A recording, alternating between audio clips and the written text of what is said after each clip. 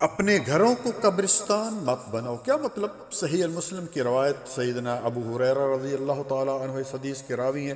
رسول اللہ صلی اللہ علیہ وآلہ وسلم نے فرمایا لا تجعلوا بیوتکم مقابر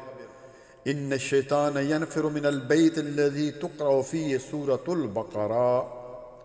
کہ جس گھر میں سورت بقرہ کی تلاوت کی جاتی ہے اس گھر سے شیطان بھاگ جاتا ہے۔ مطلب کیا ہے کہ قبرستان میں جس طرح مردے پڑے ہوتے ہیں اور کوئی عمل کرنے کی قدرت نہیں رکھتے، ظاہر ہے کہ ان کے عمل کا وقت ختم ہو گیا۔ اسی طرح اگر تم بھی گھروں میں نفل نماز، تلاوت قرآن، صبح اور شام کے اذکار کا اہتمام نہیں کرو گے تو تمہارے گھر بھی قبرستان اور تم خود بھی مردوں کی طرح ہو جاؤ گے۔ اور ساتھ ہی گھروں سے شیطان کو بھگانے کا نسخہ بھی بتلا دیا، اور وہ ہے سورۃ البقرہ کی خصوصی تلاوت۔ اور آپ کو پتہ ہونا چاہیے کہ آپ صلی اللہ علیہ وسلم ہر نماز سے پہلے اور بعد کی سنتیں نوافل گھر میں ہی ادا کیا کرتے، اس سے گھروں میں برکت آتی ہے اور بیوی بچوں کو بھی پتہ چل جاتا ہے کہ نماز کا وقت ہو گیا ہے۔